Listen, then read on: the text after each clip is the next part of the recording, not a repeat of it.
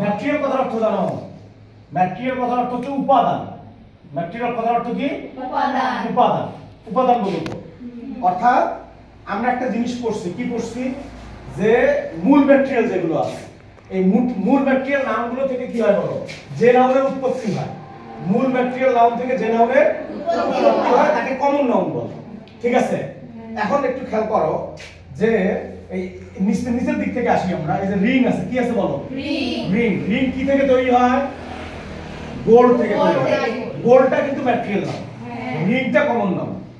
রিংটা কি নাও? কমন নাম। আপাতত দৃষ্টিতে এগুলো যদি তুমি যারা মানে যাদের এই বিষয়ে জ্ঞান নাই তাদেরকে তুমি কোশ্চেন করলে বলবে বুকটাও তো ম্যাটেরিয়াল নাও, পেপারটাও, রিভারটাও, রিংটা মনে করবে তারা, কিন্তু আসলে ব্যাপারটা কি তাই নয়।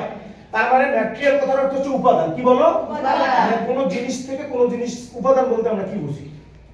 উপাদান বলতে কি বুঝো আসলে? হ্যাঁ, উপাদানটা উপকরণ। যেমন আমরা নরমালি কি যে এই বাজার থেকে এই উপাদানগুলো নিয়ে আসা দরকার এই জিনিসটা তৈরি করার জন্য, তাই না? উপাদানটা হচ্ছে তাই তো। তাহলে এই যে বুক আছে, বুকটা কি বলো? বই।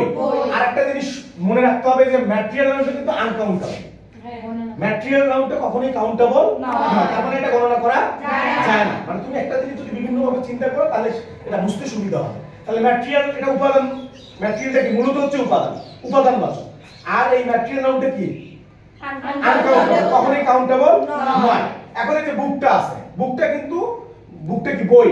আমরা সাধারণত বই মানে বস্তু মনে করি, আর নরমালি বস্তু মনে করলে সেটা ম্যাটেরিয়াল মনে করি। আসলে কি বস্তু মানে ম্যাটেরিয়াল না, এটা কিন্তু উপাদান। তাহলে এই বুকটা এখানে আছে, তাহলে বুকটা কি ম্যাটেরিয়াল নাউন হবে না? এটা কিন্তু কাউন্টেবল নাউন হবে। ঠিক আছে? তার মানে কি এটা কি নয়? এটা ম্যাটেরিয়াল নাউন নয়, তার মানে এটা উত্তর নয়। তারপরে পেপারটা থাক। তারপরে দেখো রিভার। কি রিভার? দেখো রিভারটা কি নাউন? Common noun. একটা জিনিস মনে রাখবা, কমন নাউনের দুইটা নাম থাকে। কয়টা নাম? একটা হচ্ছে কি প্রপার নাম, প্রপার, আর একটা হচ্ছে কি কমন।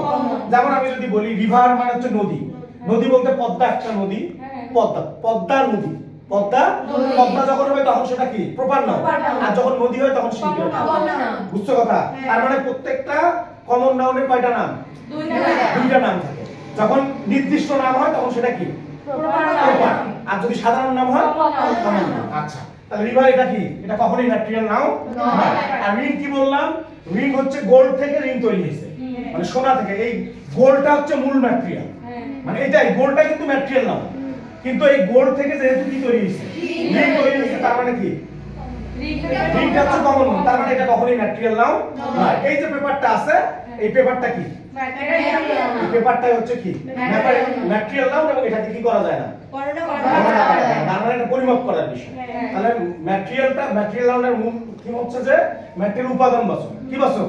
বস্তুবাচক নয়, কিন্তু কি নয়? বস্তুবাচক নয়, মানে উপাদানবাচক। আর এটা হচ্ছে আনকাউন্টেবল। এই যে অপশনগুলো আছে, বুকটা, বুক, এটা কোনটাই যায় না, তাহলে উত্তর হয় কোনটা? পেপার।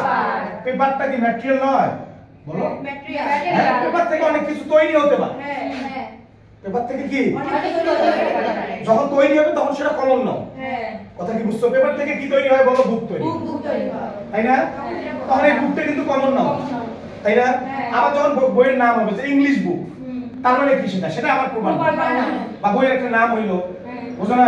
তাহলে এই পেপার থেকে যে জিনিসগুলো তৈরি হবে সেটা হচ্ছে কি কমন। আর পেপারটা হচ্ছে কি? পেপার হচ্ছে মূল ম্যাটেরিয়াল। পেপার থেকে অনেক কিছু তৈরি হতে পারে, ঠিক আছে? এটা হচ্ছে মূল ম্যাটেরিয়াল, এইজন্য এটা হচ্ছে কি নাম? ঠিক আছে।